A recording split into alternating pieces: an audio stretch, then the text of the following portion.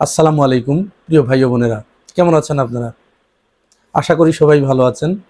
আপনাদের জন্য একটি খুশির সংবাদ নিয়ে এসেছি। আপনারা জানেন, জাস্ট শেয়ার করা, চৈতালি চক্রবর্তী যে বাংলাদেশকে ভেঙে আলাদা হিন্দু প্রদেশ গড়তে চেয়েছিলেন রংপুরে গাইবান্ধায়, মনে আছে আপনাদের? এই চৈতালি চক্রবর্তীর নামে রাষ্ট্রদ্রোহের মামলা হয়েছে ঢাকা সিএমএম আদালতে, মামলা নাম্বার CR 267। এই মামলা হওয়ার পরে গতকাল মহান সংসদে বিএনপির একজন নেতা, কিশোরগঞ্জ থেকে যিনি নির্বাচিত হয়েছেন, তার একটা নাম আছে, আপনারা সবাই তাকে এই নামেই ডাকেন অবশ্য, মূল নাম ফজলুর রহমান। তার নামের সাথে একটা শব্দ যোগ করে দেওয়া হয়েছে, আসলে সে ওইটাই। সে জাতীয় সংসদে বক্তব্য দিয়েছে,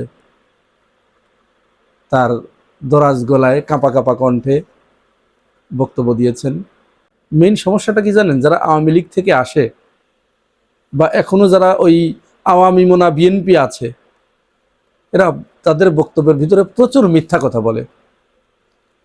মিথ্যা অসত্য তথ্য যখন আপনি দিবেন, তখন এমনি গোলায় কিছু সাময়িক জোর বেড়ে যায়।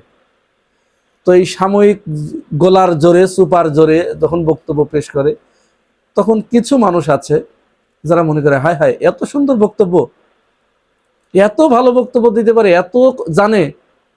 মূলত সে অন্তঃসার শূন্য, অসত্য তথ্য দিচ্ছে। এই চৈতালি চক্রবর্তীর পাশে ফজলুর রহমান দাঁড়িয়ে গেছে। আমরা অনেকেই বলে থাকি ফজলুর রহমানকে এত পাত্তা দেবার দরকার নেই। না, আছে।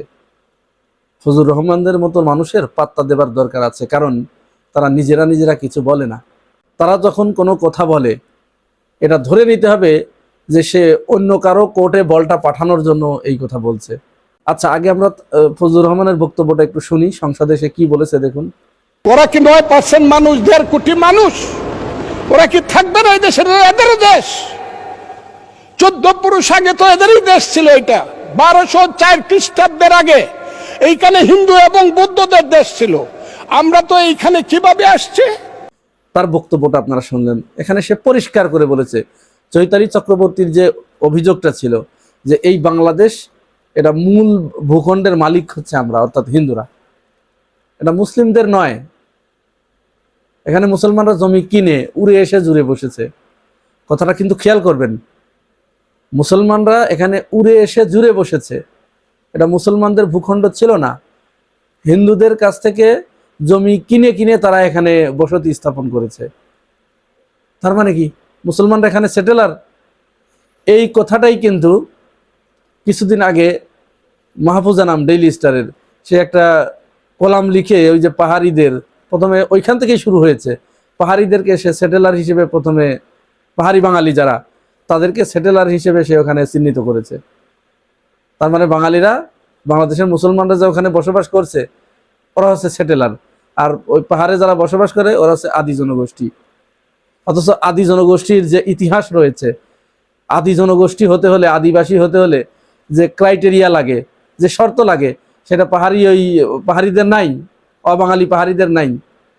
কিন্তু তারপরেও এই প্রথম আলো, ডেইলি স্টার, মাহফুজান, আমরা এরা এইটাকে, বাঙালিদেরকে সেখানে সেটেলার হিসেবে চিহ্নিত করছে এবং ওদেরকে আদিবাসী হিসেবে স্বীকৃতি দিচ্ছে। এখন এই স্বীকৃতি দেওয়ার ভিতরে তো কারণ আছে, অবশ্যই কারণ আছে না?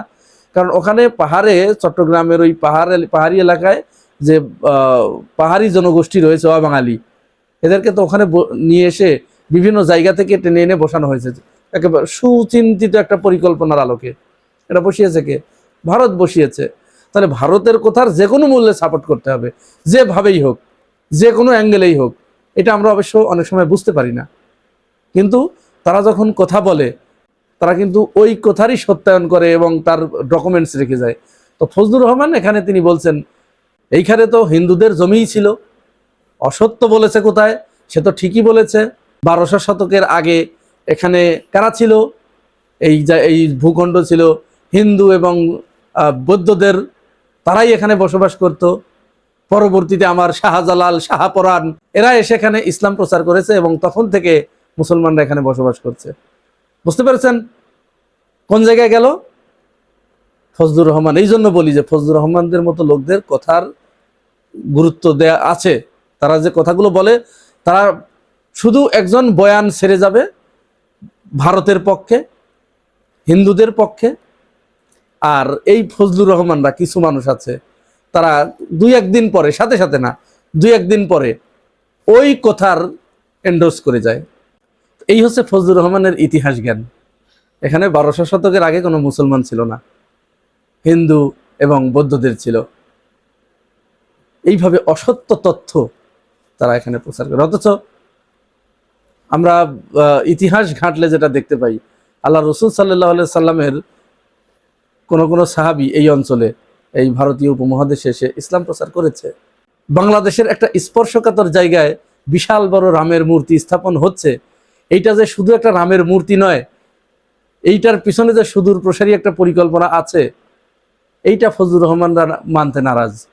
আমাদের স্বরাষ্ট্রমন্ত্রী সালাউদ্দিন আহমেদের কাছে যখন সাংবাদিকরা প্রশ্ন করলেন যে একজন তো এরকম বলছে, আলাদা প্রদেশ গড়তে চাচ্ছে বাংলাদেশের ভিতরে, এটাকে আপনি কিভাবে দেখেন? স্বরাষ্ট্রমন্ত্রীও তার কথার এন্ডোর্স করলেন যে না, এটা আসলে স্লিপিং অফ টাং হয়ে গেছে। এটা তিনি ইচ্ছাকৃত বলেছেন, বিষয়টা এমন নয়। অনেকেই আমরা বক্তব্য দিতে গেলে স্লিপিং অফ টাং হয়ে যায়। সেটা চৈতালি চক্রবর্তীর এই কথা যদি স্লিপিং অফ টাং হয়, তাহলে তার কয়েকদিন আগে আবার আরেকটা ভিডিও আপনারা দেখেছেন, সেখানে সাংবাদিকরা চৈতালি চক্রবর্তীকে বলছে এখানে মুসলমানদের দ্বারা আপনারা কি নির্যাতনের শিকার হচ্ছেন। চৈতালি চক্রবর্তী এই প্রশ্নের জবাব দিচ্ছে হিন্দিতে।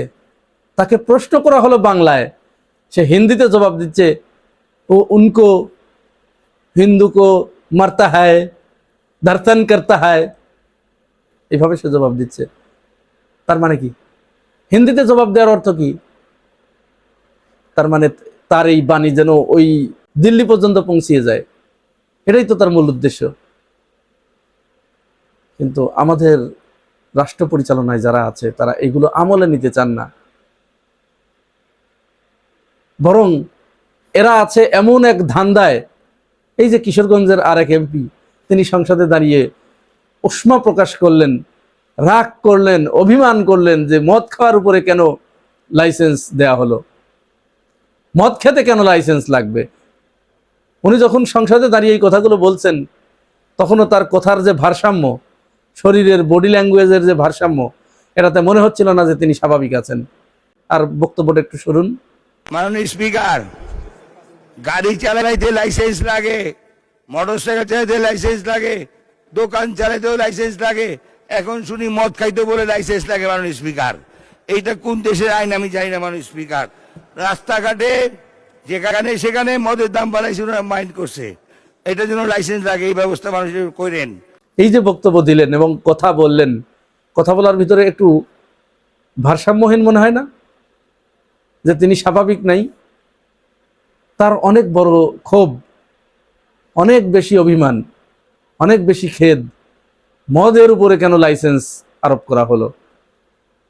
অবাধে এগুলো চলতে হবে। আমরা এদেরকে প্রতিনিধি বানিয়েছি। এবং তিনি মদকে মাদক বলতে নারাজ। মদ নাকি মাদক নয়? তাহলে মদ, ইয়াবা, ফেন্সিডিল, ভদকা এগুলো যদি মাদক না হয়, তাহলে উনি ঠিক করে দিক মাদক কোনটা। এই সমস্ত মানুষদেরকে আমরা প্রতিনিধি বানিয়েছি। প্রতিনিধি বানিয়ে যেখানে তাদেরকে পাঠানো দরকার সেখানে পাঠিয়েছি। সেখানে যে সে তার কথা বলছে, এর চাইতে বেশি কিছু তো আমরা আশা করতে পারি না। প্রিয় ভাই ও বোনেরা, এই পুরো বিষয়টাকে আপনারা কিভাবে দেখছেন জানাবেন মন্তব্যের ঘরে। আর আপনি যদি এই চ্যানেলে নতুন হয়ে থাকেন, চ্যানেলটি সাবস্ক্রাইব করে পাশে থাকবেন। আজ এ পর্যন্তই। ভালো থাকবেন। আল্লাহ হাফেজ।